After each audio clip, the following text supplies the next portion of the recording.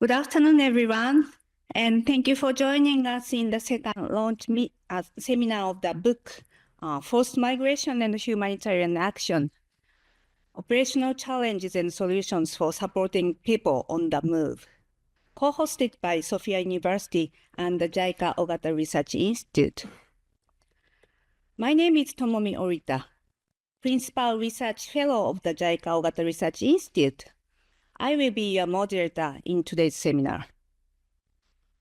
Before we begin the seminar, we'd like to share some housekeeping reminders. First, today's book launch seminar is conducted in a hybrid format of in-person and online via Zoom. Second, we have allotted the time for Q&A at the end of the roundtable discussion. If you are attending in person, please raise your hand and we will have a microphone available. If you are attending online, please click the Q&A icon on Zoom. Type in your question and send it to us. Please note that we will not be using the chat box. Or the raise your hand function. You can raise questions either in English or in Japanese. Please understand that we may not be able to respond to all questions due to the time constraints. Lastly, we would like to remind everyone that this seminar will be recorded via Zoom, and the video recording will be posted on our Research Institute website later. Let's now begin the seminar. In this seminar, we will focus on the work of humanitarian agencies with their challenges they face in implementing their respective operations. We have the editors and authors of the recently published book entitled Forced Migration and Humanitarian Action, Operational Challenges and Solutions for Supporting People on the Move. Here. And our speakers include representatives from the Christian Blind Mission, the International Organization for Migration, IOM, Displacement Tracking Matrix, the IOM Global Migration Data Analysis Center, the Internal Displacement Monitoring Centre, and the Platform on Disaster Displacement.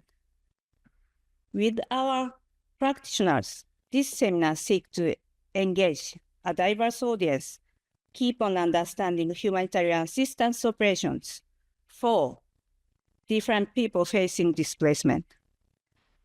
The presentations will be followed by inputs from the distinguished commentators and conclude with a Q&A session with the floor.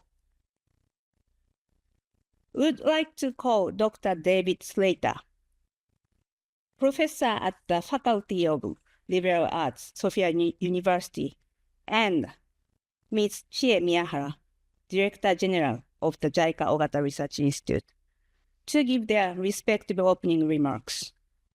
First, we invite Dr. Slater to the stage, please. Hello, everybody. On behalf of Sophia University Institute of Comparative Culture and the Faculty of Liberal Arts, I'd like to very much extend my appreciation and thanks for being invited today. I would especially like to thank Professor Robles, who is actually a graduate of our program, and congratulate her and the authors on their wonderful book, Forced Migration and Humanitarian Action. My comments will be at the end of today and try to zoom us out a little bit. So I look forward to having an opportunity to share what thoughts I have.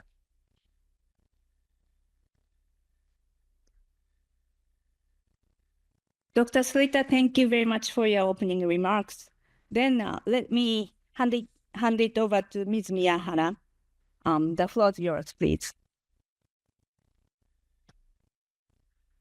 Thank you, Rita-san. Good afternoon and welcome, everyone. Thank you for joining us today's seminar. This event is co-hosted by the Sophia University Institute of Comparative Culture and the JICA Ogata Research Institute. I would like to extend my sincere gratitude to Professor Slater for kindly co-hosting this important event. Conflicts, natural disasters, climate change, and poverty are causing the ongoing multifaceted crisis. These crises have caused tremendous impact on a growing number of people, with serious consequences such as forced global displacement. Such forced displacement or migration is a threat to people's lives, livelihoods, and dignity, which are concerns of human security. In such context of the crisis we face, not only humanitarian support, but also development assistance and peace initiatives are all important. Such a humanitarian development peace nexus, so-called HDP nexus, has an essential role to play in responding forced migration. As Japan's Development Cooperation Agency, JICA commits to promote the HDP nexus in cooperation with humanitarian and development agencies and peace actors. I would like to share an example from Jordan, a Middle Eastern country where I have lived for more than 6 years. As you may know, Jordan is famous for its generosity in hosting some million refugees from its neighboring countries, for example, Palestine, Syria, Iraq, and so on. The refugees are settled down in refugee camps or in so-called host communities located outside the refugee camps. Most of the Syrian refugees live in such host communities and send their children to local schools where Jordanian children also study. Due to various challenges that the children face at home and school, we recognize the need for mental health and psychosocial support, so to speak, MHPSS, and are launching a project this year with the Ministry of Health of Jordan to strengthen the MHPSS system for both Syrian and Jordanian school children. Only responding to such needs will be done by humanitarian operations, but establishing a long-sustaining system in host country so that both refugees and local residents can be benefited needs to be done through development cooperation. Amid the increasing challenge and the growing international interest in the HDP nexus, the JICA Ogata Institute launched a research project involving humanitarian action for forced migration in 2022. As the outcome of the project, the book, which Ms. Odita just showed you, was published by Robles in October 2024. I would like to take this opportunity to congratulate the editors and authors of the book on its successful publication. This edited volume contains 5 case studies on children, women, persons with disabilities, older people, and trafficked migrants.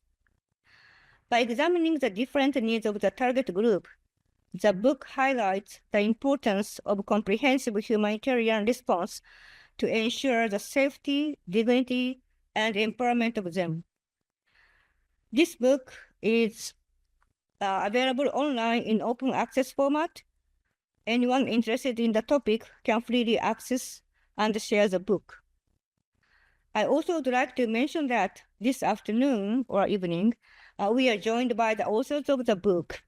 They are experts working both in the research and in the field. They will share the work of organizations they represent, and I hope we will deepen our understanding of the process and the challenges of forced migration and HDP nexus.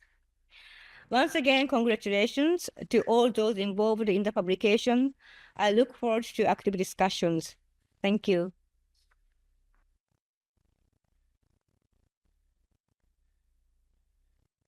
Thank you very much, Ms. Miyahara. Now, I would like to introduce today's panelists. All the panelists, could you please turn on your camera so that people can see your faces? Okay. At first, Dr. Lisette R. Robles, visiting fellow of the JICA Ogata Research Institute. She is the co-editor of the book and the author of the chapter on older people. Second, Mr. Oliver Neuschaefer from Christian Blind Mission, who is in the co-author of the chapter on people with disabilities. Next, I would like to introduce Dr. Irene Schöfberger and Ms. Salma Hazem Nooh. They are former data and research officers of Global Migration Data Analysis Center, the International Organization of Migration. They are the authors of the chapter on children. Next, panelists from IOM. Displacement Tracking Matrix, Ms. Nikki Herwanger, Unit Head of DTM, and Ms. Alexandra Bate, Program Support Officer. They are the authors of the chapter on women. Next, Ms. Louisa Yasukawa, the former staff of the Internal Displacement Monitoring Centre, who are another co-author of the chapter on people with disabilities. Next, Lorenzo Guadagno. He is a project coordinator, platform on disaster displacement, and he is co-editor of the book. Now, let's move on to the presentations. We'd like to proceed with the introduction of the book, Forced Migration and Humanitarian Action by Robles, Dr. Robles. Yeah, everybody's turn off the camera. Yes. Dr. Robles, the floor is yours. Yeah, thank you very much, Dr. Arita. So good afternoon, everyone. I'm Lisette Robles. Today we have exciting presentations of people who are actually working on different kinds of support for humanitarian work. But before that, we would like to introduce first our research project and our book project, which actually led us to be actually working together. So for today's presentation, I will be introducing the research and the book project. So can you move to the next slide, please? So there are different ways to introduce this, but I thought that let's try to answer just a few questions, and this is actually answering our why. So first we want to answer why we delve into forced migration and humanitarian action now. Why conduct this kind of research? Why focus on specific vulnerable groups? And why should you, as our audience, and also perhaps your friends and colleagues, consider looking at our book and also our guidance note? So next slide, please. First, on why delve into forced migration and humanitarian action now. So in the next slide, we'll see here that there are several events that contribute to the increasing and urgent need to address ordeals of people in volatile movement and its increasing insecurities. And it's been happening for a long time now, and it's getting the insecurities are increasing for different types of population in different areas across the globe. In the next slide, we can see the graph of people who are forced to flee from the period of 2010 up to mid-2024, and we can see how the numbers are definitely increasing. Perhaps the important things to point out are highlighted below, that 1 in 67 person is actually forced to flee their homes, and that 87% reside in low and middle income countries. Aside from that, in the next slide is it's a map of internal displacement that's happening everywhere, and you can see that how dispersed it in terms of location, as well in terms of types related to conflict and also disasters. For our project, can you move to the next page, please? We considered forced migration as an umbrella term that refers to the movements of individuals from their usual place of residence due to diverse factors, and in a diversity of circumstances that imply force, compulsion, or significant levels of coercion. We see the forced nature of migration is a dynamic concept and may evolve throughout a migrant's journey. From the operational standpoint, this requires examining not just the forced nature of migration as a mere consequences of people who have to move, but it's actually also an evolving feature of the population's movement. Together with forced migration, another important term in our study is humanitarian action, and here we define it as all efforts undertaken to save lives and alleviate the sufferings of people affected by crises that threaten their physical integrity, safety, and well-being and dignity.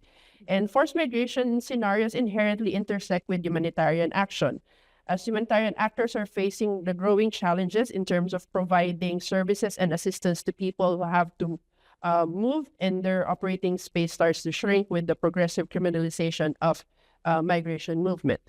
Moving to the next slide. So forced migration is not a recent phenomenon. It has been a defining feature of almost every humanitarian crisis and had been shaping the design and delivery of emergency responses. Hence, forced migration has become a critical operational concern and is a necessary subject of study as multiple drivers have led to people, frequent, and impactful population movement. That is why we think that's important to understand what happens to people who must forcibly move, and also to also understand the lived experience of people in displacement, how it's being substantiated with their interactions with and engagement with different actors, including humanitarian actors and other intermediaries, while confronting the uncertainties and insecurities related to their forced movement.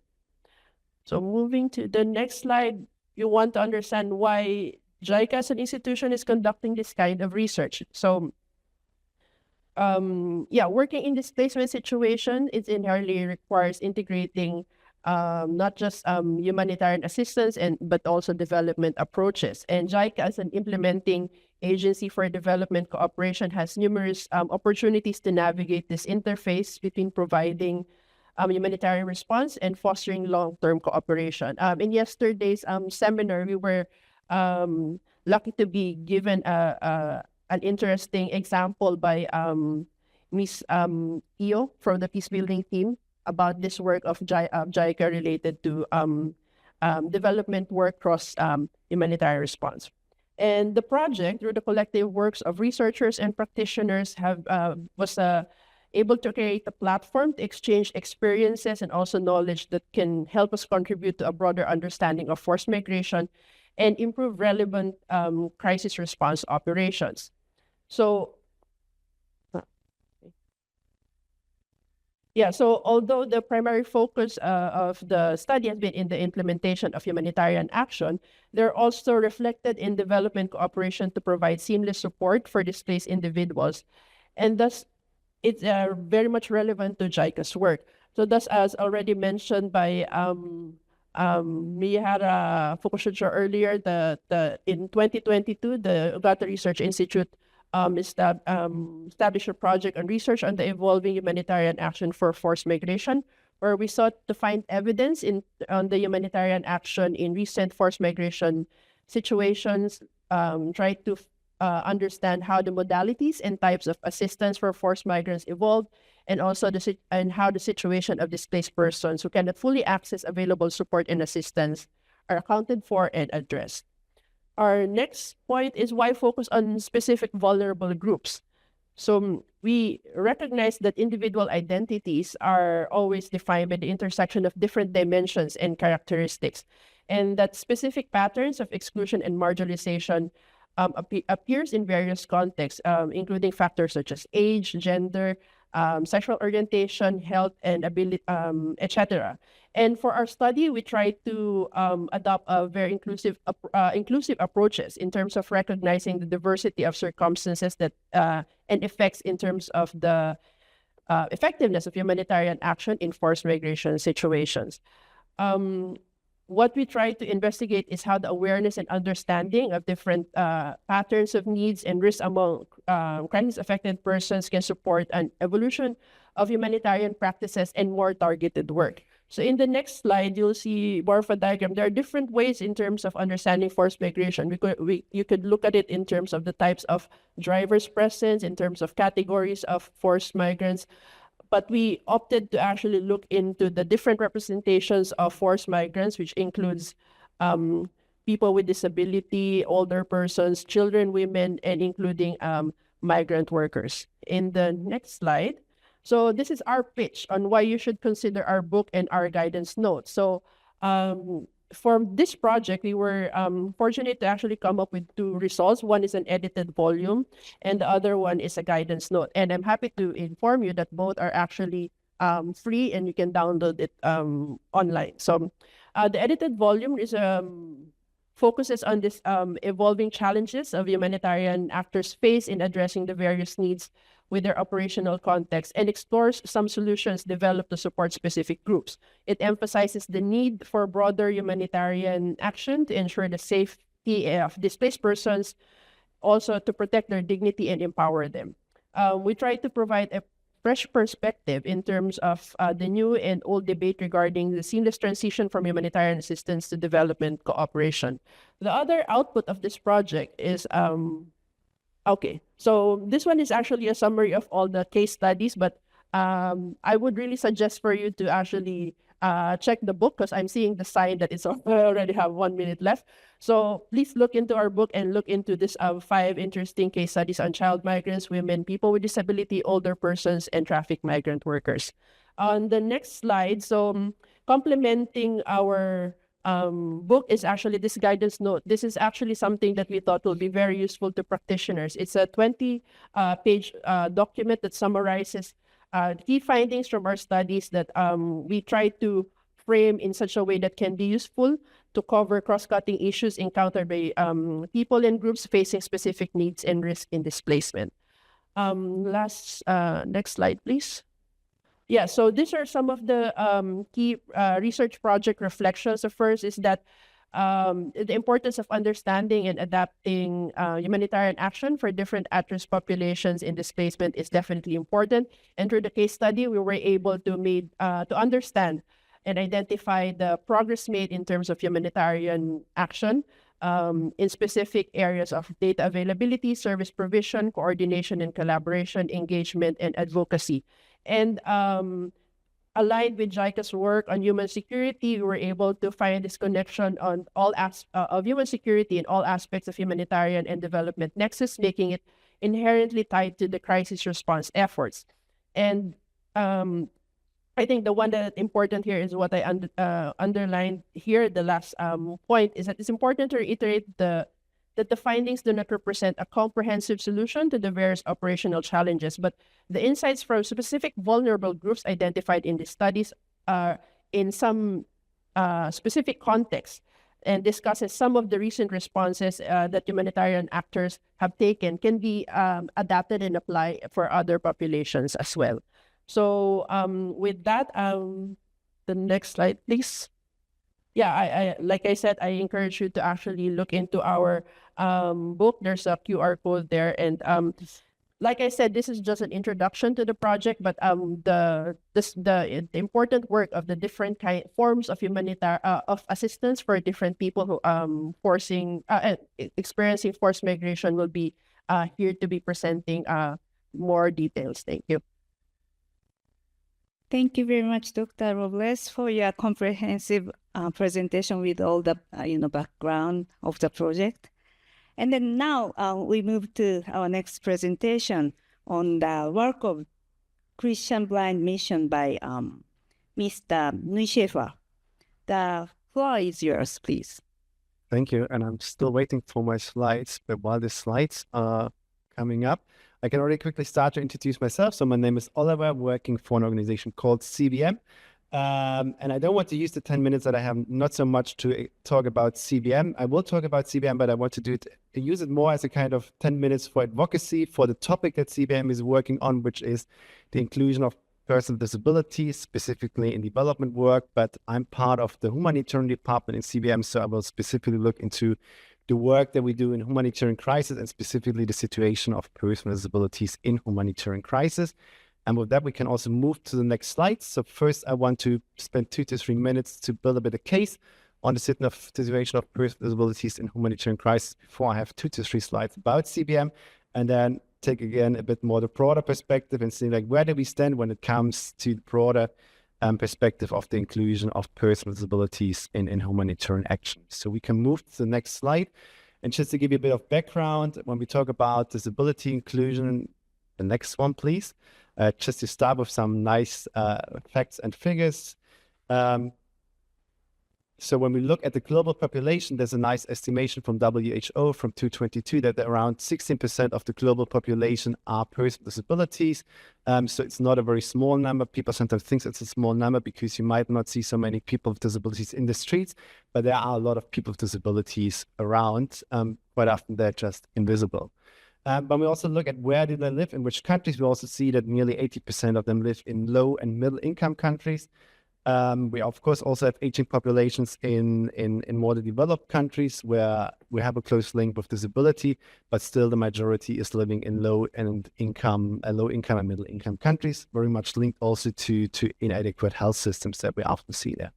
Now coming to the next slide, we want to look a bit closer into the link between persons with disabilities and the risk being affected by a humanitarian crisis. And there's one very nice statistic that we have from Japan. So there is not much very good evidence, but the one we have, the most prominent one, is coming from Japan.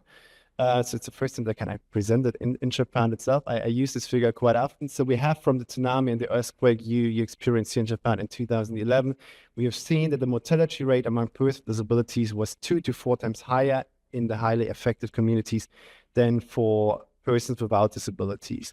This you can imagine, like, I know Japan has a very good disaster risk reduction system. Think about the situation in the country where you don't have these systems. So what we see from the figure is that this is really a severe problem. We also have another very good statistic from Vanuatu from 2015, when it was about Cyclone Pam, where we thought that the risk of being injured was higher for persons with disabilities than it was for persons without disabilities.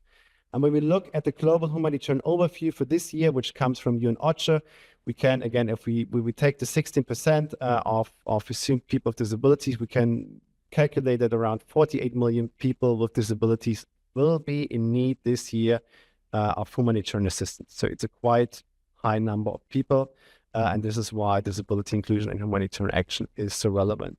What are the specific risks? I already highlighted the figures that we have from Japan, where, of course, evacuation procedures was one big gap, because if evacuation procedures are not accessible, people with disabilities might not evacuate themselves or might not be evacuated. They will simply be left behind. And then the flooding is coming, a fire is coming, an earthquake, whatever, they will not be evacuated or will be forgotten. There's, of course, also the risk of the loss of assistive devices, medication, less access to health service, which are very relevant for persons with disabilities, which again increases their risk of also kind of post-crisis worsening conditions.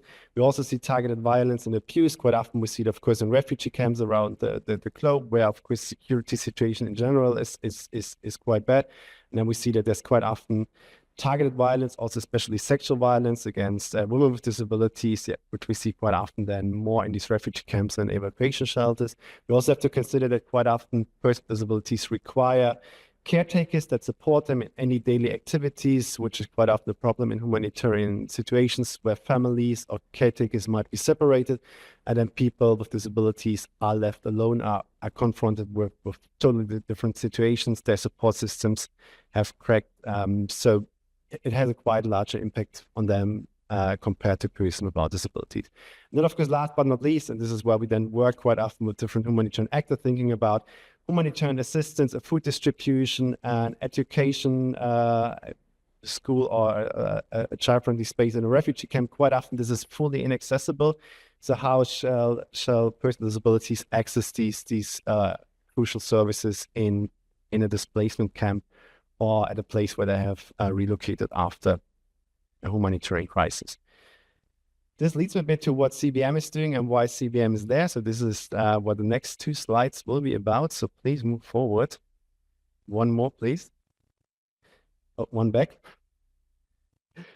So what is the reason why CBM is there? Of course, you might have already considered that our work is about disability inclusion, especially in the humanitarian side. What we want to do in humanitarian crisis, what we do is we address the specific needs of persons with disabilities, which quite often are not covered by other humanitarian actors. Think about the UNHCR, think about all the other NGOs, INGOs that exist. So we look very much into these very specific needs that persons with disabilities might have in terms of assistive devices, special food, etc. We also work quite often with self-representative organization of persons with disabilities. This is also quite often forgotten, that humanitarian action is also about the meaningful participation of those that are affected by crisis. And consider someone who's having a hearing impairment, how can he or she be involved in a discussion with a humanitarian actor about what are the humanitarian needs in a certain community. This is where we work very much with self-representative organizations and make sure that they have a seat at the table when it comes to needs assessment, etc. We also work, and this is the last 2 points here, very much in the humanitarian coordination system, very much with other humanitarian actors, UNHCR, IOM was mentioned here, the World Food Program, a lot of INGOs to support them as CBM with our knowledge on disability inclusion to make their work more disability inclusive. So this is what we then consider as disability mainstreaming. I think everyone is familiar with the concept of gender mainstreaming. We do the same for disability inclusion and make sure that as much as possible, all humanitarian actors consider at least some little activities for persons with disabilities and make sure that as much as possible their humanitarian services are accessible and inclusive. Since I'm running out of time, I think we can skip the next 2 slides, which are just a bit more about where we are present and some more photos. This one we can skip as well. Afterwards, people can check out our wonderful annual report. And then coming more to progress and achievements and gaps, actually, I wanted to also highlight. Let's see if it's there because I changed the slides at the very last minute. I think what is very important, I talked about disability mainstreaming, and we see a lot of progress mostly since 2016, when we had the World Humanitarian Summit in Istanbul. And it was really at the first time that a large number of humanitarian agencies committed to disability inclusion. And you see a lot of nice photos here or pictures here on the slide. So this is a lot of policies and guidelines that came out in the recent years. So there's one, for example, on the left the second from the left side, which is the ECHO guidance notes, one of the most important donors. ECHO has published their own guidance. We have the Interagency Standing Committee guidelines on the inclusion of persons with disabilities, very, very important for the whole humanitarian sector. And then on the right side, we also see ICRC has his Vision 2030 and disability inclusion. So again, ICRC, a very important humanitarian actor. They have also started to work more on disability inclusion and have put it in a nice document to guide them. So just showing a bit of policy progress. When we come now to the more practical progress, this is on the next slide. We in general see that there is a stronger uptick in the global humanitarian coordination system. We finally have really a place for disability inclusion in the humanitarian coordination system, which is the Disability Reference Group, which is finally an associated entity within the Interagency Standing Committee. We see also at national level in many countries where we have humanitarian crisis, the disability working groups are established as part of the coordination system. We see also that humanitarian response plans are becoming more and more disability inclusive with more references. We see that quantitative and qualitative data is becoming better when it comes to disability inclusion. And we also see that more and more donors look more into disability inclusion. I want to highlight this very last point because Lisette already mentioned about humanitarian response that looking into life-saving activities. And this is a wonderful discussion we had with many donors about what is life-saving when it comes to disability inclusion. A very simple example, you cannot eat a wheelchair. So this might be something where donors are like, a wheelchair is not life-saving, you cannot eat it. But it's of course a precondition for a person with a physical impairment to maybe access a food distribution. So a wheelchair can be life-saving for someone with a disability. And that's where we see that donors have really moved forward in terms of disability inclusion.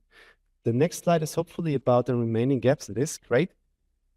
So we still see, and I think this is very important, that when it comes to the meaningful participation, what I mentioned, this is still rarely happening. So persons with disabilities still have not as much as they should have a seat on the table.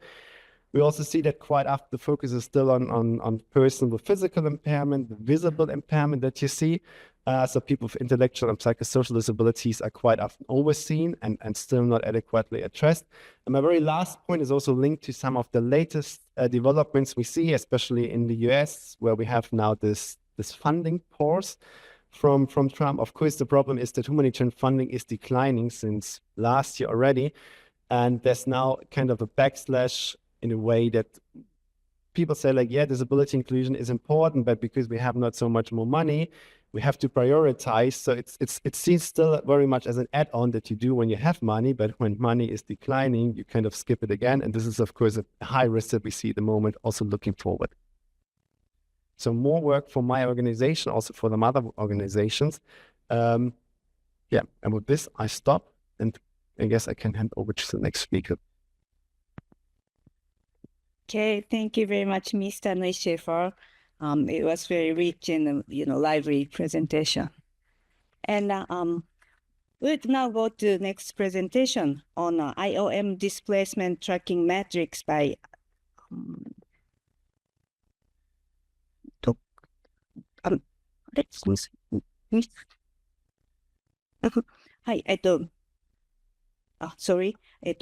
IOM displacement tracking metrics by Ms. Herwanger and Ms. Bate. The floor is yours. Thank you very much. And thank you for the opportunity to share with you about the International Organization for Migration and Displacement Tracking Matrix. Next slide, please. So to begin, we wanted to start with a very quick introduction to what IOM actually does in order to give you a better insight into what the displacement tracking matrix actually does. So IOM's work can be conceptualized under our 3 institutional objectives, which you can see on the screen or in front of you there. Objective number 1 is on saving lives and protecting people on the move. And this encompasses a lot of all of the humanitarian, direct humanitarian assistance that IOM provides. It's a large area of work within the organization. Objective number 2 is on driving solutions to displacement. This is the other side of the coin to the direct humanitarian intervention, and it looks at long-term durable solutions for internally displaced people. And this is usually in the post-crisis and recovery phase after immediate humanitarian crisis. Finally, we have objective number 3 that looks at facilitating pathways for regular migration. And this area of work encompasses a lot of what IOM does on cross-border mobility. It's important to note that the displacement tracking matrix collects data that underpins all 3 of these objectives. In that sense, it's an institution-wide tool as well as a common service to the UN system. Next slide, please. So when we refer to displacement tracking matrix or DTM, as Nikki mentioned, it is of common service to the different humanitarian organizations or other actors that are involved in response. So just to give you a quick overview, we have some key indicators for 2023. To give you an idea of the scale, we had DTM in just about 100 countries. This would involve over 12,000 data collectors.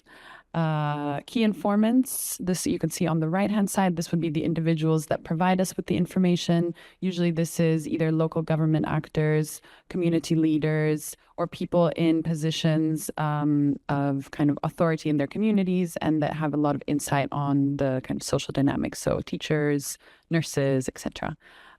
So throughout the year, 169 million, roughly, populations of interest were monitored. So this would include internally displaced persons, returnees, and migrants, and kind of other population categories of people on the move. I would really encourage everybody to take a look at the DTM website to find out more about what each country operation specifically does. Or if you're more interested in thematic areas, you can also use the website to kind of filter which countries would have data that is interesting to you for your thematic specialty. Next slide, please. So who uses DTM data? So the main users by design is IOM programs, as well as generally international humanitarian actors, but also to some extent governments, usually disaster management organizations or other development actors would use this data. And in terms of what DTM data has contributed to, we have some examples of some interagency frameworks and kind of guidelines for data responsibility specifically, because it's very important to keep in mind that the type of data collection that we do is on at-risk populations in very kind of dynamic and highly sensitive contexts, political contexts, or generally insecure environments. So one I would like to specifically highlight is the Interagency Standing Committee Operational Guidance on Data Responsibility. So this, over the 20 plus years that DTM has been active, all of the operational experiences have also really heavily fed into guidance on this data responsibility. And now over to Nikki for other users. Thanks, Alexandra. So Alexandra's talked about our humanitarian and government users, as well as development actors, and how we've contributed to the wider humanitarian data ecosystem. But our other users include academics, think tanks, and research institutions. And we engage with these stakeholders in a traditional way. So we have traditional academic partnerships with senior academics or with research institutions to produce joint publications, and also to support these institutions to produce publications using our data in their own right. But we're also increasingly investing in our what we would call grassroots academia partnerships, and that includes a focus on making this data more accessible to the student body. We have some pilot initiatives with universities like the London School of Economics and at SOAS University of London, and most recently with the National University of Singapore, with educators to integrate the data that we have publicly available into their courses, and for students to engage with this in a critical way. And the reason for this investment, or for our interest in doing this, is essentially out in the world today, there's a lot of disinformation and misinformation about migration. And we would like to proactively contribute to critical analysis of the data that's available and challenge some of these misconceptions about migration with real hard evidence. So next slide, please. So we've spoken to you about what the displacement tracking matrix is, as well as who uses the data. I'm sure you're wondering how we actually collect this data. So on the screen, you can see our methodological framework, and these are the methodologies that underpin all of the data we've just described to you. Our oldest methodology, conceptualized in 2003 for the response in Iraq, is mobility tracking. And originally, this was a part of the camp coordination and camp management cluster. This data collection methodology tracks mobility and cross-sectional needs in locations of interest, and has historically been used for internal displacement, but it's also can be used for other types of static populations. So this looks at population categories, locations, and needs.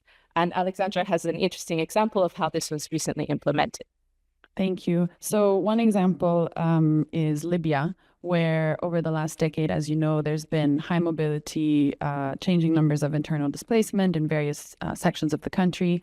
And also it is a country of high transit migration. So back in 2023, we already had this mobility tracking in place, just understanding location and needs of IDPs. And there was, towards the end of the year, Storm Daniel, which was a very uncharacteristically strong storm in the Mediterranean with kind of hurricane level wind speed. And it, because of the situation in Libya, it actually damaged one of the dams, which caused a really large amount of internal displacement in an area where it previously wasn't. And so we use mobility tracking to understand what needs the internally displaced Libyan population would have, and as well to understand where migrants were also at risk and had been, of course, as well internally displaced. So that's what we mean when we look at the different kind of population categories of people on the move and the different risks they would face and needs that they have. Thanks, Alexandra. So moving on to our next component, this is flow monitoring. This one was added to the toolbox a little bit later, roughly around 2015, in response to the so-called migrant crisis in Europe. This looks at cross-border movements of mixed migration flows. And it has two main subcomponents: the registry, which looks at quantitative estimates of flows across specifically identified points, and the survey, which looks at the profiles of people who are on the move across these points.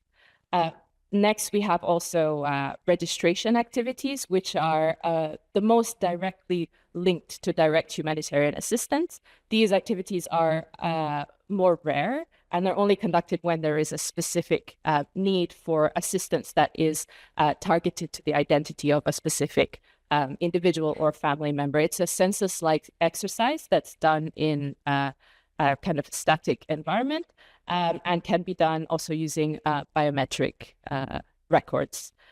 Finally, we have surveys that underpin all of these areas of data collection, and these are possibly the ones that are most familiar to some of the methods that some of the students online may have engaged with. So these are representative, usually done at household level or individual level, and focus on collecting more qualitative information about various thematic areas, including lived experiences of people in situations of migration and internal displacement. So this was a whirlwind tour of the displacement tracking matrix. We hope you have lots of questions for us in the Q&A. Thank you very much. Thank you very much, Ms. Herwanger and Ms. Bates, for your in-depth analysis of data collection and usage, etc. It was very interesting. And then now we move to the next presentation on the role of data by Dr. Schöfberger and Ms. Hazem. The floor is yours. Thank you. Good morning. My name is Salma Nooh, and together with my colleague, Dr. Irene Schöfberger, we will discuss the role of data in humanitarian programming for child migration, with a specific focus on Northern Africa and Southern Europe. The presentation draws on insights from our chapter, which we developed while working previously at IOM's Global Migration Data Analysis Center in Berlin. Next slide, please. This is the plan of the presentation. First, I will provide an overview of child migration and their humanitarian concerns. Then I will highlight the main challenges related to the use of child migration data for humanitarian programming. After that, I will present some ongoing initiatives and good practices on the use of child migration data in humanitarian settings. And finally, I will give the floor to Irene to present our case study. In 2020, international child migrants were estimated to be around 35.5 million globally, and this is the highest number that has ever been recorded. As the number of child migrants continues to rise globally, the humanitarian needs of this migrant group are also growing, but are often overlooked. And behind each number is a child with a unique migration experience and different challenges. Non-state humanitarian actors play a key role in addressing these challenges and in meeting the needs of child migrants, especially when state support falls short. But non-state humanitarian actors need timely and comprehensive data to identify the needs of the beneficiaries, design tailored assistance programs, raise funds, and advocate for the legitimacy of their interventions. Unfortunately, there are many challenges related to child migration data that limit the response of non-state humanitarian actors. And this is why in our chapter we focus on how non-state humanitarian actors use the data to inform their programming and to meet the needs of child migrants. Next slide, please. The main challenges related to the use of child migration data include the lack of timely and comprehensive data collection, as for instance, censuses, which are one of the main sources of migration data, are conducted every 10 years and sometimes even further delayed, and this leads to the data being outdated. Moreover, the disaggregation of migration data by age and sex tends to be scarce. And there is limited integration of different data systems and data sources, as well as limited data sharing. Other than that, collecting data on child migrants tends to be difficult, as it is often challenging to access this migrant group, and especially that child migrants may avoid contact with data collectors due to reasons including their age or their legal status. And another key challenge is that countries tend to adopt different data collection methodologies, concepts, and definitions. And so this affects cross-country data sharing and data comparability. And finally, the research on the use of child migration data for programming is so far limited. So all these challenges affect the response of non-state humanitarian actors. To address these challenges, some good practices and initiatives have emerged. And one key initiative is the International Data Alliance for Children on the Move, known as the IDAC, which is a global coalition that was established in 2020 by IOM, UNICEF, UNHCR, OECD, and Eurostat to improve the data and statistics on child migrants and support evidence-based policy making. Other than that, UNICEF developed guidelines for ethical research involving children, and IOM started including children aged 14 to 17 years old in some flow monitoring surveys. Moreover, IOM's displacement tracking matrix developed the needs identification and analysis framework, which combines various data sources to assess factors that could increase the risks for children in an emergency. Next slide, please. And now over to Irene to present our case study. Thank you, Salma. And in order to better understand these aspects, we conducted a case study on data on child migration and humanitarian programming in Northern Africa and Southern Europe. And we decided to focus on these two regions because this is where two continents meet and humanitarian assistance responsibilities are sometimes not clearly defined, leading to protection gaps and a stronger role for non-state humanitarian actors. As you can see in the next slide, we conducted this case study based on a mixed methods approach, including a review of the literature, an analysis of relevant policies, of the website of humanitarian actors working in these regions, and 9 semi-structured interviews that we conducted with non-state humanitarian actors working on providing humanitarian assistance to child migrants in these regions, and also with persons working with international organizations on the production of data on child migration. In the next slide, you can see that we collected insights in 4 key areas. First, interviewees told us about the factors that interviews contribute to humanitarian needs of child migrants in these regions.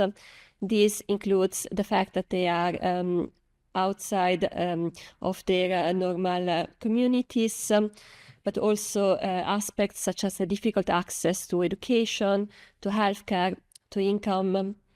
Unaccompanied child migrants and those having, for example, an irregular migrant status often have higher vulnerability to different risks.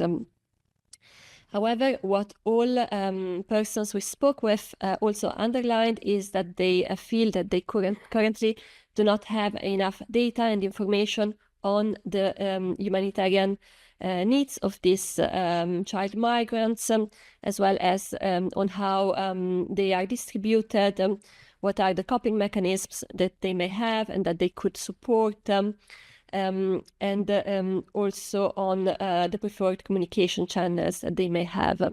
And they also said that they have the impression that they would need information, particularly about those migrant children that are the least visible, because they may be choosing to abscond from data collection processes.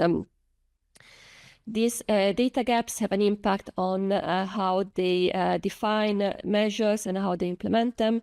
They also have an impact on other aspects such as fundraising activities, advocacy activities, public awareness initiatives.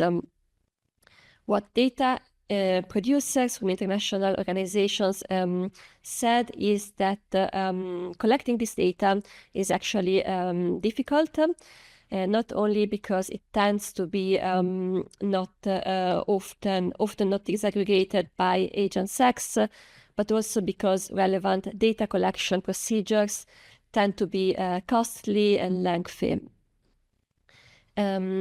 and while funding that is available is scarce, particularly with regard to longitudinal analysis. However, the persons we spoke with also underlined some good practices, such as the use of proxy indicators, as Salma also mentioned, but also combining macro-level data collected by international organizations with data collected on a more micro level. And they also consider that there is a potential in operational data that they are collecting to complement insights from more official data sources. In the next slide, you can see some of the conclusions of our study. And as I mentioned, we found that data gaps impacts not only programming, but also other initiatives such as fundraising, and therefore they have an impact on humanitarian assistance, both directly and indirectly. These gaps often end up exacerbating vulnerabilities of those migrant children who are the least visible, and therefore often end up exacerbating their vulnerability. Data gaps also hinder wider and longitudinal analysis of child migration and its links to other variables, and therefore also has an impact on the ability to develop longer-term assistance approaches.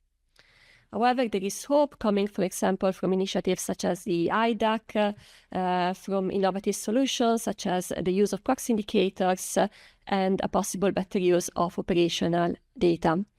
Thank you very much. Thank you very much, Dr. Schöfberger and Ms. Hazem. And it was a presentation about shedding light on the children, and then very informative and insightful one. Thank you very much. And then our next presentation is going to be on the Internal Displacement Monitoring Centre by Ms. Yasukawa. Ms. Yasukawa, floor is yours. Thank you very much for the opportunity to be here. So I'm currently working as a lawyer for asylum seekers and refugees in Australia, but I previously worked with IDMC in Geneva and UNHCR, and will be sharing some insights from those experiences in today's presentation. So to begin with, I thought I'd take you downstairs in this building that we're in. And those who are joining in person may have seen the exhibition on the next slide, which indicates that it's this institute's very own Sadako Ogata who made the landmark decision to provide humanitarian aid to people who are not characterized as refugees, but rather internally displaced persons. Next slide, please. So as we can see here, the number of IDPs continues to rise, and it's in fact much higher than the number of refugees and asylum seekers. Yet internal displacement still receives far less attention than cross-border migration in academia and often in the news, despite the fact that we see cases of it every day. Next slide, please. The Internal Displacement Monitoring Centre is the world's leading source on data and analysis on internal displacement, and it was established in 1998 as part of the Norwegian Refugee Council. And IDMC's work is focused on three pillars. Firstly, generating evidence on internal displacement to better understand and address the risks and impacts. Secondly, strengthening capacity of humanitarian development and government actors to monitor and address internal displacement. And finally, to galvanize action through strategic partnerships to create greater political and public engagement on the issue. Next slide, please. Here are some examples of some of IDMC's tools, particularly the data that it offers on its website, which demonstrates the scale and pattern of displacement at a global, regional, and national level.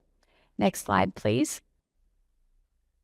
And here we have some examples of IDMC's publications on thematic research topics, looking at risk modeling, as well as on regional reporting on internal displacement. Next slide, please. So my work at IDMC focused particularly on understanding the differentiated impacts of internal displacement based on gender, age, and disability. In particular, I was looking at how people with disabilities, women and girls, often face heightened risks and barriers during displacement, and trying to identify promising practices to address those barriers. And it's particularly through the research on disability inclusion that I had the opportunity to work with Oliver from CBM on the chapter in the book that we've been working on with JICA on disability inclusion, drawing on research that IDMC had conducted in Vanuatu, as well as Oliver's research in Nigeria. Next slide, please. So following my 4 years at IDMC, I spent 9 months working with UNHCR in Ecuador in refugee resettlement. And this was an opportunity for me to see humanitarian action in action, and see if some of the findings that we'd identified through our research actually came to light in reality. And I was working on a resettlement program, identifying and supporting refugees predominantly from Colombia and Venezuela who were living in Ecuador, but were unable to live long-term in Ecuador due to security risks and various challenges integrating locally. And we were providing them with an opportunity to resettle to third countries, including the US, Canada, and Australia. Next slide, please. And what my experience at UNHCR demonstrated was, firstly, that the majority of refugees that we worked with were initially internally displaced within their country. In the case of Colombia, many of the refugees had been displaced multiple times within the country, fleeing armed actors who were trying to persecute them before they eventually made the journey across the border to Ecuador. It also showed that often the ones who were able to cross the border were lucky enough to have the financial resources to do so, which again highlighted that internally displaced people are often amongst the most vulnerable because they are unable to escape the danger that they face in their home countries. Perfect. Secondly, it showed the risks and barriers experienced by marginalized groups. So we had a lot of women who were experiencing domestic violence and had been survivors of sexual violence in their home countries. And we saw how being in situations of displacement heightened their risk of exploitation. We also interviewed several children with disabilities and saw how the difficulties their families were facing, particularly in accessing livelihoods in Ecuador, compounded the barriers they faced in accessing specialized healthcare. We also saw the limited options available for inclusive education for refugees with disabilities. Of course, I saw many promising practices during my time at UNHCR. For instance, there was an emphasis on gender-sensitive programming. We would make sure that female refugees were generally allocated a female caseworker to discuss their claims. But the experience definitely highlighted ongoing challenges. For instance, we often saw single mothers who were required to attend an interview with UNHCR in order to be part of the process. But of course, that was a significant challenge for them, particularly relying on a sole income to take the time out of their working week to attend an interview with UNHCR. And of course, if not addressed, that could be a barrier to their access to such a program. Another issue that I saw was being able to access populations with disabilities, particularly when it comes to the information about programs. So this particular resettlement program was predominantly advertised online and had an online portal to register to be considered for resettlement. And of course, that can pose significant barriers for refugees who have difficulty seeing and using online platforms. So I think this experience was really eye-opening in showing some of the operational challenges that had emerged through our research, but really seeing it up close in person, and highlighted the importance of inclusive programming, which includes tailored support, of course, accessible information about programs so that marginalized groups can access it. And finally, the importance of training humanitarian actors, not only in gender-sensitive programming, but also disability-inclusive programming as well. Thank you very much.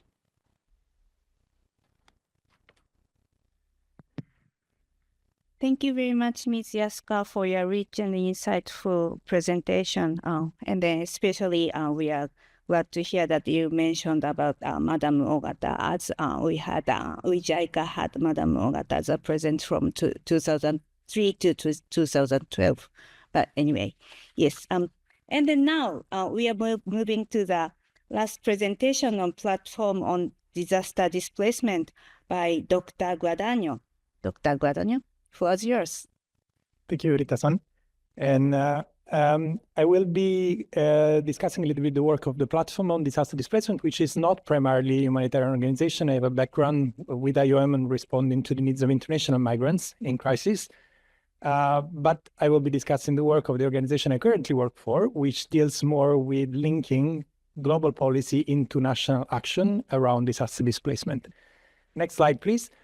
Disaster displacement is defined as all the situations in which people are forced to move from their homes because they fear for the impacts that could suffer due to a natural hazard or because they have to flee in the face of a disaster.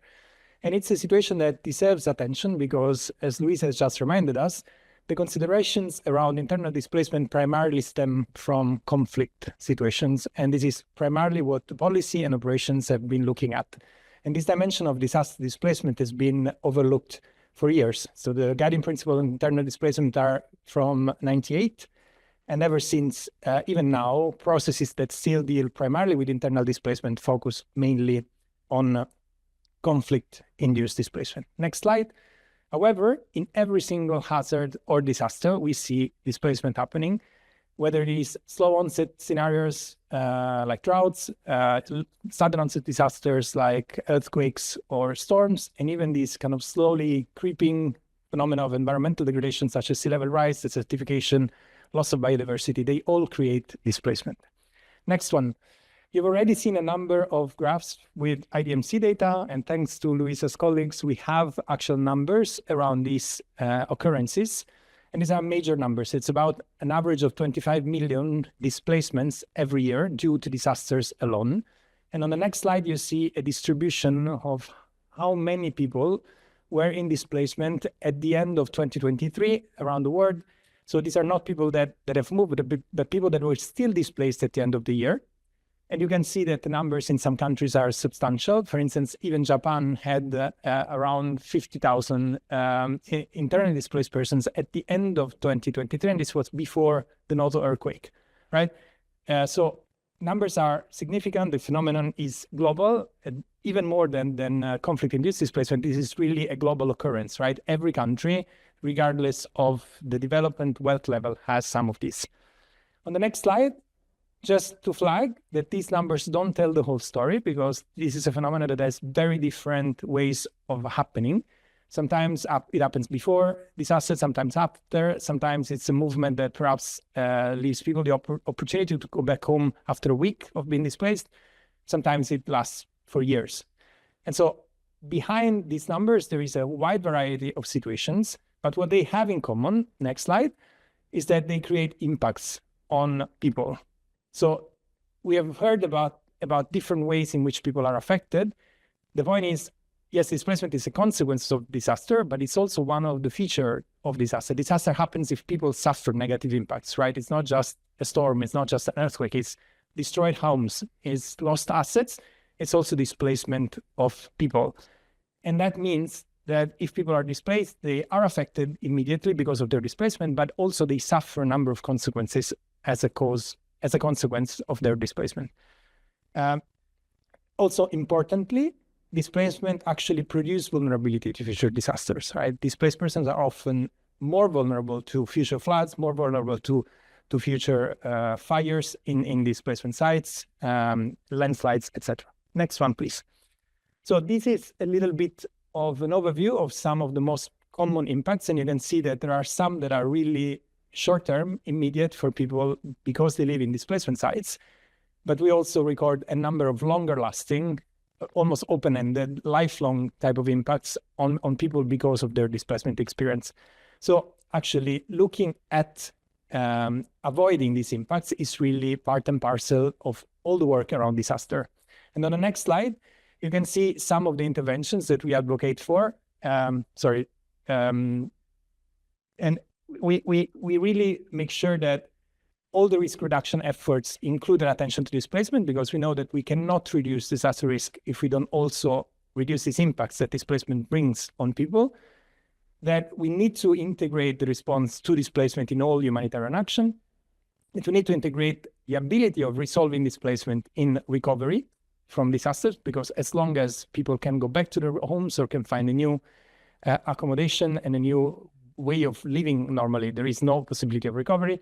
And lastly, that we also need to integrate an attention to future risks into the solutions to displacement. And this is particularly important with climate change, changing the risk scenario for people. On the next slide, perhaps this is a little bit more expanded, but just flagging that all the interventions around disasters really need this attention to displacement, from the preventive hazard mitigation type of interventions to preparedness, to response and recovery. It's all of these should have an attention to the possibility that people might move and how we address their needs while they're moving. On the next slide, you see a little bit the structure of the platform on disaster displacement. It's a state-led initiative with about 20 members. Japan is notably not there, despite all the important work that they do and all the capacities that they have on disaster displacement. Currently chaired by Kenya and Costa Rica and supported by technical experts. And on the next slide, the PDD and its work stem from a global framework that's called the Nansen Initiative Protection Agenda, which was developed between 2012 and 2015 to look specifically at the situation of people that are displaced across borders due to disasters and the impacts of climate change. Understanding that these people are not refugees, so they kind of fall through the cracks of international protection, but that there are a number of practices that states and other actors are already deploying in order to address this situation. So this Nansen Initiative Protection Agenda is 10 years old. In these 10 years, as Louisa was also hinting, the discussions have changed, and we have really realized that looking at cross-border movements in isolation is not sufficient. We really need to look at internal displacement as well. And in the next slide, you will see some of the global processes through which this attention has been evolving. We've had discussions under the Global Compact on Migration, the Global Compact on Refugees, Sustainable Development Goals, the Agenda for Humanity, but perhaps most notably in terms of how complete the outlook is on this topic is the Sendai Framework on Disaster Risk Reduction. Next one. That really looks at some key measure that states and other actors need to deploy as part of their efforts to prepare for and respond to disasters around disaster displacement. And here you see some of the key pointers in the Sendai text around disaster displacement. So as the PDD, we work a lot at this global policy level, but we also work at country level to make sure that these policies can be cascaded down. And on the next slide, this is usually our first step. We try to strengthen policies at regional and at national level to integrate these elements into actual frameworks. There are regional guides, for instance, on how countries can look at cross-border movements. And there are national frameworks that some countries, such as Bangladesh and Vanuatu, for instance, have developed on this topic. Next slide. Once these institutions and frameworks are in place, then we usually work on awareness raising and capacity building. So working with the national authorities or authorities at the local level to make sure that they understand why these interventions should be also prioritized in their planning and in their responses. And then next slide, we kind of try to cascade this with preparedness interventions. So this is done, especially this last step is done in collaboration with partners. IOM is a major partner in a number of these interventions, but we also work with NRC, UNHCR, the Federation of the Red Cross and Red Crescent Societies. And I have a couple of examples of how this work actually looks like in the next slide. One example is drills for cross-border evacuation. So like when there are communities that live close to national borders that might be displaced in a different country due to disaster, we try to make sure that governments know that this is an occurrence, that they have a framework in place for responding, and then we go into localities that could be affected and prepare local institutions and local responders to deal with this situation. And this has been done, for instance, between Kenya and Uganda, Kenya and Ethiopia, Costa Rica and Panama. And the idea is really to make sure that local systems that are typically already able to respond to local displacement, but can also respond to the specific needs that are linked with people moving across border. There is an element of border management. There is an element perhaps of cultural diversity in some of these places. The next one is work that is currently ongoing in Kenya, where we've started with government level awareness raising and buy-in. Then we've cascaded to county level government down from the national level. Now we are doing evacuation trainings together with IOM. So preparing local responders for local evacuation and shelter management and making sure that people know what to do once people move. And the next step will be to specifically deal with the capacities of people that are already displaced. Kenya has undergone droughts and floods in past years, but a lot of these displaced persons are actually in flood-prone areas with their camps. And so the idea is now to have a coordination of representatives of displaced persons in order to create preparedness in camps so that when the next floods or rains come, they are kind of ready to respond. So these are examples of the work. There is much more that can be said of work that we are doing, that our organizations are doing, but I'll conclude here, and thanks for your attention.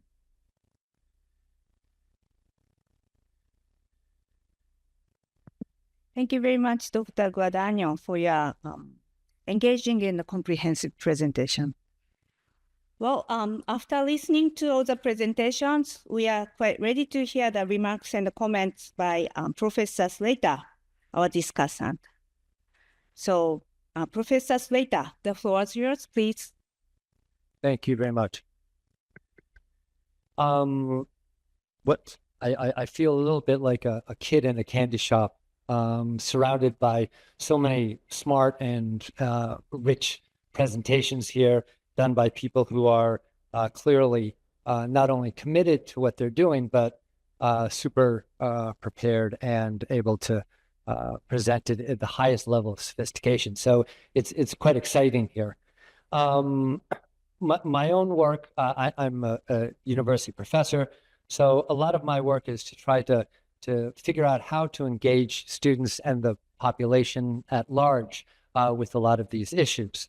I think the first step in that is to do exactly what your volume has done, is mobilize researchers about really urgent issues. I don't think it's hard to see that if you just look through the scholarly titles of any university press, the number of titles that are actually about important urgent issues are very small. So I really want to commend the volume for not only focusing on that, but also reaching out to Routledge. It's different when you publish in a academic or scholarly location as opposed to internal memo or internal publication. It reaches a whole nother audience, and so they're not always easy to deal with, but I think it's definitely worth the effort. So I guess it brings up the next set of questions. That the good is being able to mobilize scholar and data resources onto important topics. I guess the other part of that, though, is how do we take all the great work that you guys have done and get it back into the hands of the people who need it? Having a scholarly publication is certainly one of them, but it's not really enough. So when I see something like the guidance notes that are part of your edition, I think that's super important. Professors are busy. They're under a lot of different kinds of constraints. Having something like the guidance notes makes a huge difference. It means that people can pick this up and turn it into a course, and 10s and 20s and and hundreds of students can have access to it in a way that wouldn't happen before. I see that both IDMC and IOM both have grassroots efforts to reach populations, reach publics, and I'd like to hear more about that as we go. I guess with the few minutes that I have, I guess I would just point to some of the stakeholders and either actual or potential stakeholders that we could do better reaching than I think we do. And if we put more of our effort into that outreach, I think it would make a difference. The first one is the one that's most familiar to me, which is the university. And inviting us over is super important. I really appreciate that. Unfortunately, this is not a time when the university students are in session, so there's no students around. I hope we have another chance to do this on campus, to replicate somewhere closer to this. But it's not just having conferences. I could see places like JICA or UNHCR, IOM, organizing ongoing lecture series, hosting new courses, funding new initiatives at the university levels. I think students are really at a point now where they're realizing, and this is mostly in Japan, but are realizing that there's activities beyond just their own job search and their own academia, that they can, if they're guided, they can reach out and make a difference. And I think they're hungry. I think they're ready and they're smart and they're ready to take the sophisticated stuff that you guys are doing and turn it into something if we create a platform for them to do it. And I think we don't always do that. And I think it's not as difficult to do as we imagine. So it's not only setting up forums and platforms to interact with the university students, but also to maybe rethink how we present our data. This great PowerPoints, but 20-year-olds, 30-year-olds, 40-year-olds outside of academia don't want to read a bunch of PowerPoints, and their eyes just glaze over. And I think one of the things that we can do is start thinking of different ways to get that data out there, whether it's graphic novels, whether it's film, whether it's gamification, but getting them to a point where they have some kind of access to the data, but also some feeling that they can manipulate and manage that data to do something that they want to do, making that the rich stuff that you guys have presented here I don't mean to dumb it down, but to create it and make it accessible and manipulatable so young people can do other things with it. So that's university. The second one, one of the interesting things about this collection of people here and the volume is you all have had direct experience in NPOs. You've all worked on the front lines. And as you probably know, and certainly is true in Japan as well, we don't have, in any kind of support group, you don't have time to read research. You don't have time to do that sort of thing. Most support organizations are small, they're underfunded, they're understaffed, and truthfully, oftentimes they don't know if what they're doing is effective or not. Because the data is over here and what they're doing is over here. So finding a way to make that data more accessible to the people in the front lines who are on the field, on the ground, I think would be certainly something that is that is worthwhile. The third sort of area that I would point to is the private sector, figuring out ways to make this data useful and accessible to the private sector. Most of, if you have nice big fat funding from JICA or UNHCR or IOM, that's great. but the vast majority of practitioners don't have that kind of funding. And increasingly, companies are realizing that this is something that will make them look good.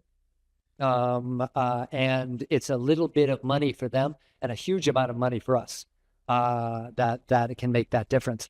And being able to find some way to communicate that, whether it's going to companies, whether it's tapping into the CSR, whether it's trying to take all the stuff that we've been looking at here and redoing it in other kinds of ways, that might sometimes be dumbing down. The corporate expectations are different, and we need to be able to speak more of that language and venture into those realms, because the resources are hugely there for us, I think. The last kind of area that I guess I would say is, we say in Japan, the tojisha, and it's reaching out to people who we might call native researchers, people who are direct receivers of that aid, and engaging them in the process of research and engaging them in the process of dissemination of that research. We have, I'll just briefly show this. This is our website here that we work at Sophia University, and it's a co-collaborative project with refugees or asylum seekers who are here in Japan, co-writing with our students. It's a class, a 4-credit class, that allows them some way to research and get their own research out. It is always a collaborative project between the different refugee asylum seekers and the students working together. So this is kind of what I mean, trying to delegate both to students, but also to the people who we're supposed to be supporting in a way that makes sense and is creative and engaging, and reaches an audience that it was very clear to me. My best-selling and most viewed and cited article in my life is nowhere near as popular as this website that's only been up for a very short period of time. I don't know why, go figure. But it's a sobering thought. In the event that's an important thing, I think that's something we have to look at. But before Professor Robles was a doctor, she was Lisette, and a young Filipino woman who is looking and doing research with Filipinas in rural Japan. That's another kind of thing that I think is really important. Engaging the people who we're talking to and about and with in a way that is collaborative and respectful, and I think in the end creates better research. So those are my thoughts when I see such great research here. My first thought is, how do we tell everybody else about it? And so without taking anything away from all this great stuff, I just hope there's a way we can share it. Thank you.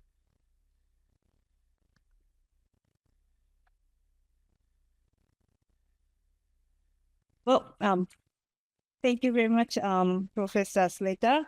And then before going to Q&A, is there anybody who would like to respond to the Professor Slater's comments? Because there were so many ideas or proposals, or even we could call it as homework or whatever. So is there anybody? Yes, please, Dr. Robles. Yeah, thank you very much for those feedback. First of all, I think the first point that you mentioned of about having our work reach a greater number of audience, I think that's the intention from the very beginning of the project. As a research institute, of course, we want to come up with research that are based on evidence, but it's actually disseminating it, which is a main concern. And it's not just the book. That's why we actually thought that to come up with another material, which is something that can be used by practitioners who are also the people who are working in this project. And I think having it available in those two forms can reach a wider audience. One thing to note too is from my knowledge too, is that we're not stopping with the English language format of the guidance note. We will make it available in other languages as well. At the moment, I know it will be available in Japanese, Thai, and Arabic, and just before the day end, we also confirmed that we can have it in Spanish and hopefully in French. So we want to reach a greater audience for people to know what this work is about. So it's not starting from the book and then going to the guidance note. They can start looking first at the guidance note, and whatever interests them, they can go back to the book and check it more in details.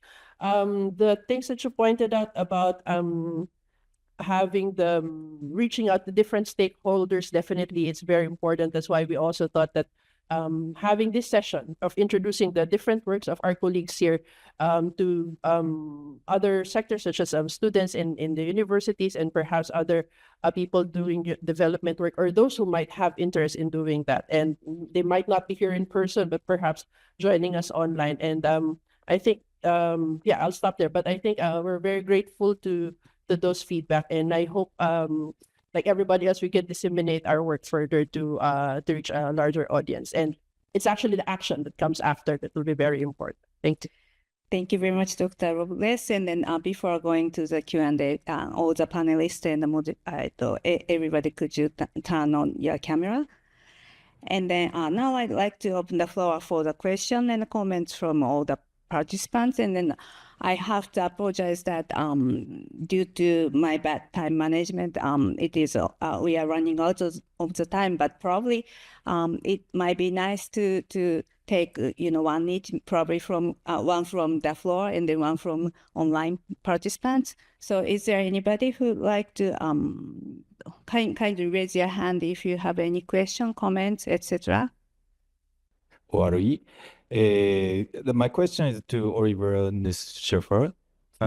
I think one of the challenges to support persons with disability in the humanitarian context is there are so many types of disabilities with different needs, including psychosocial disabilities. So how humanitarian agencies cope with these kind of problems and types and needs of disabilities? Thank you.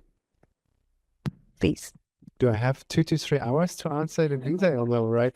So let me try to give you a very short answer. And usually we have 3 to 4 to 5 days trainings about these topics. But one point I wanted to make very clear in my presentation was that there's this topic of disability mainstreaming. So I would say there is basic things that can be done by many organizations that don't cost a lot of money and that can help many people with disabilities. Still, there will always be some specific needs, and this is where you might need specific organizations. But just think about very basic things that you also see in your daily life that make the building, for example, more accessible. Is an elevator that makes it easier for older people. It makes it easier for people with a physical impairment to move around.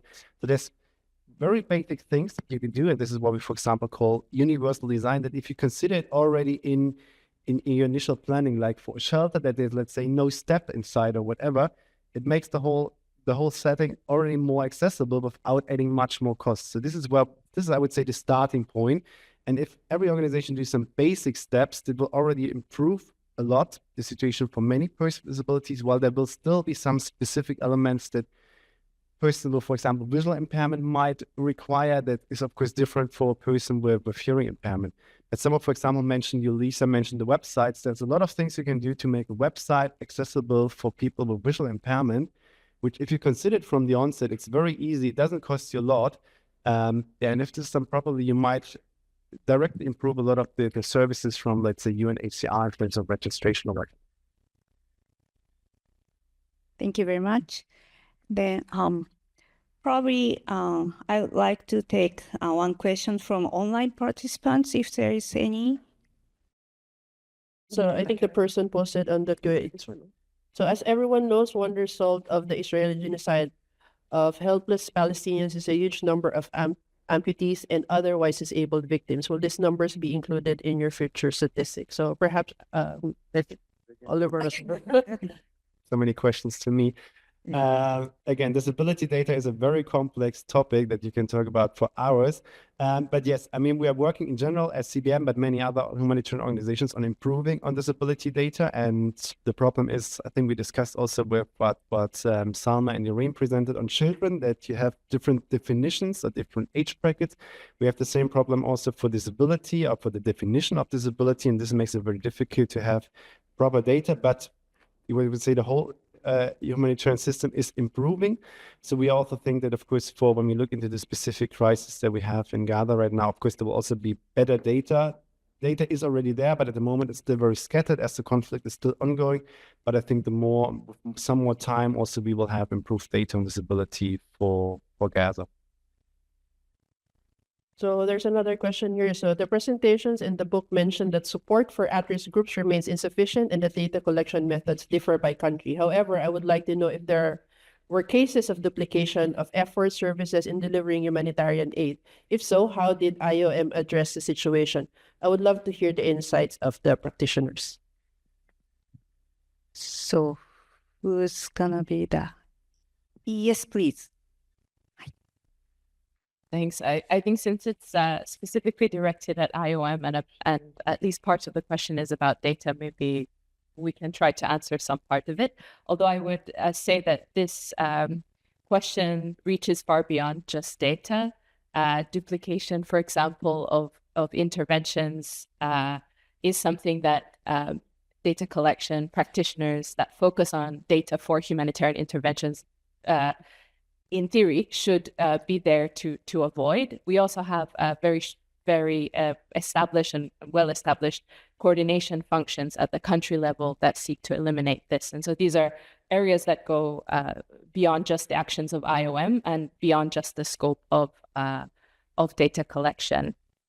I would say that increasingly you're seeing less of this because of the coordination mechanisms that I have mentioned, that because of the large-scale reform of the humanitarian coordination infrastructure, as well as the greater emphasis on data collection and the centralization of that data within the Office for the Coordination of Humanitarian Affairs.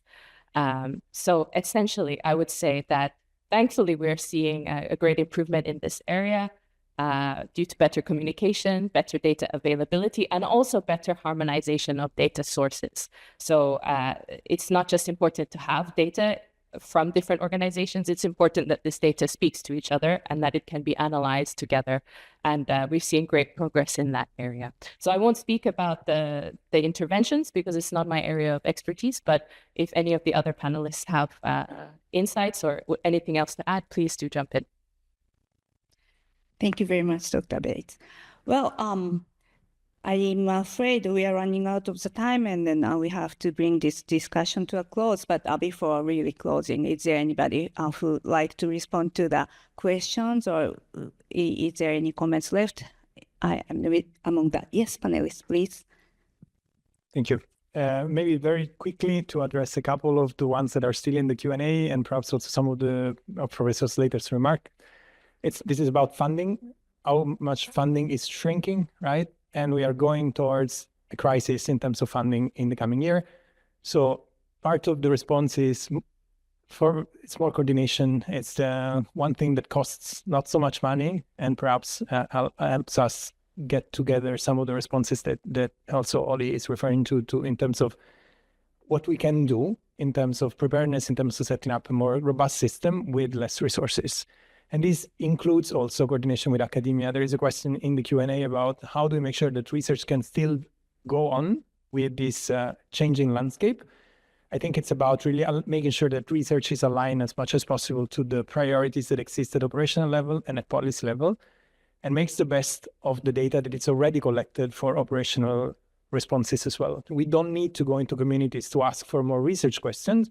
We need to use the data that's out there for humanitarian delivery in a better manner to support research from academia. And that's one way perhaps in which the conversation can also be shifted. What are the responsibility of academia in supporting the system, the humanitarian system in this current situation. Thank you. Okay. Now, we'd like to conclude our joint seminar, Forced Migration and Humanitarian Action, Perspectives from Humanitarian Actors Working with People in Displacement. I would like to thank all the speakers and participants for joining us today. We believe that we had a very fruitful discussion about human security and empowerment. For those who wish to read or reread the book, it's available in open access. So before closing, we would like to ask you if everyone in this seminar could provide your input by filling out the questionnaire. You can find the link to the questionnaire and our book information in the Zoom chat box. And to today's program, from in-person participant to today's program, you can find the QR code attached. So now your feedback is very important to us. Please take a moment to complete it.